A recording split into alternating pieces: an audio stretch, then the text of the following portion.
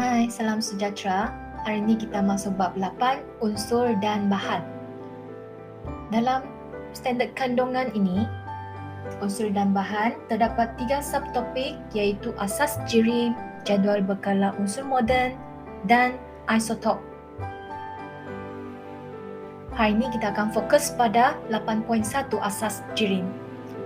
Dalam standard kandungan ini, murid boleh menerangkan dengan contoh bahan atom, bahan molekul dan bahan ion, 3 jenis bahan ini, dan menjelaskan kewujudan unsur dalam pelbagai bentuk.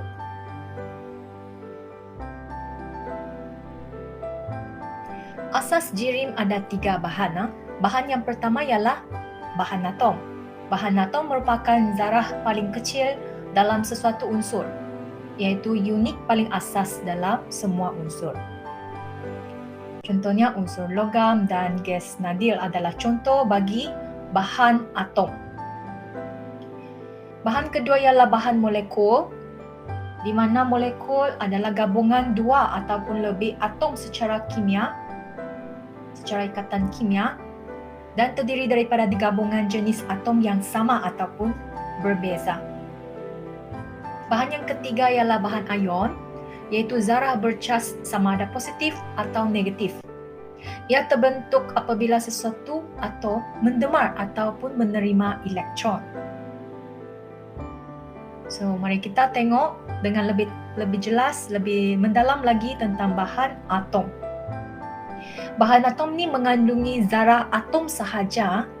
Susunan zarah di dalam logam adalah rapat dan teratur. Semua jenis logam terdiri daripada zarah atom, merupakan bahan atom. Susunan zarah di dalam gas nadir adalah berjauhan dan tidak teratur. Semua jenis gas nadir adalah bahan atom. Contoh yang ditunjukkan di sini iaitu balon yang berisi gas helium, di dalamnya mengandungi atom helium. Helium merupakan contoh gas nadir yang merupakan bahan atom. Begitu juga dengan ketulan emas, di mana ia terdiri daripada atom emas. Emas adalah contoh logam. Bahan molekul merupakan gabungan 2 atau lebih atom secara kimia, sama ada atom sama ataupun berbeza. Tindak balas antara unsur bukan logam membentuk sebatian dalam bentuk molekul.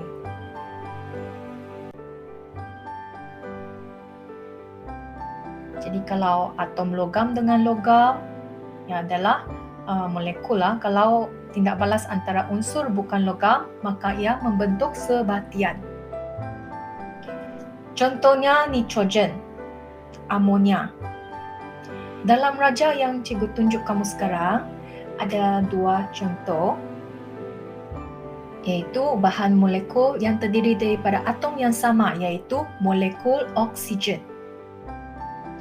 Molekul oksigen. Molekul yang terdiri daripada atom yang berbeza, iaitu molekul air, di mana ia terbentuk daripada 2 jenis atom, iaitu hidrogen dan oksigen. H2O. Bahan ion terbentuk daripada tindak balas antara unsur logam dengan unsur bukan logam. Mengandungi ion positif dan ion negatif. Contohnya, natrium klorida. Dalam natrium klorida, natrium adalah contoh bagi unsur logam. Natrium ialah unsur logam, maka ia membentuk ion natrium. Dan klorida merupakan unsur bukan logam, jadi ia membentuk ion klorida. Ion natrium bercas positif, manakala ion klorida bercas negatif. Kewujudan unsur dalam pelbagai bentuk. Unsur boleh wujud dalam bentuk pepejal, cecair dan juga gas. Contoh di sini ini tukul yang bagus, dalam keadaan bagus, dan juga yang berkarat. Unsur ferum boleh wujud dalam bentuk atom, pada kepala tukul, di mana ia merupakan bentuk atom, bahan atom. Manakala unsur ferum boleh juga wujud dalam bentuk ion dalam sebatian karat. Apabila atom tu berkarat, maka ion itu akan wujud dalam bentuk ion. Unsur hidrogen wujud dalam bentuk ion dalam jus limau, manakala unsur hidrogen yang ada di udara wujud dalam bentuk molekul di udara. Praktis formatif 8.1 daripada buku teks anda. Ada 4 soalan yang ringkas, kita cuba untuk jawab ya. Soalan pertama. Berikan 3 jenis zarah yang membina sesuatu bahan. Dalam subtopik ini kita telah belajar 3 jenis bahan. So nyatakan, iaitu bahan atom, molekul dan ion. Nombor 2. Nyatakan contoh bahan yang terdiri daripada unsur ferum dalam bentuk ion. Karat. Nombor 3. Kelaskan bahan-bahan berikut kepada zarah-zarah yang membinanya, sama ada atom, molekul ataupun ion.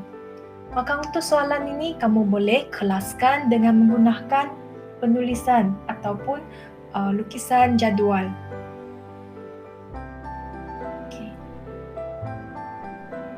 Asalkan ia adalah contoh logam dan gas nadir, maka kita kelaskannya dalam kumpulan atom.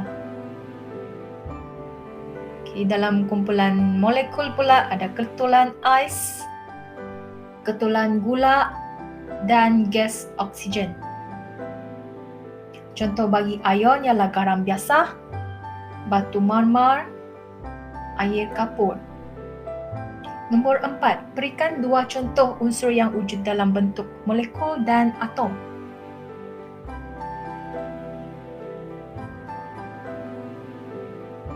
Dua contoh. Dua contoh bagi molekul dan atom. So untuk karbon, apabila dia dalam keadaan atom, kewujudan dalam bentuk atom, contohnya ialah rod karbon. Jika ia sudah bertukar kepada molekul, dalam bentuk molekul, jadi dia punya contoh ialah gas karbon dioksida. Bagi sulfur pula, sulfur dia akan wujud dalam bentuk atom. Contohnya ialah serbuk sulfur. Dalam bentuk molekul pula gas sulfur dioksida. So itu saja anak-anak murid, selamat belajar.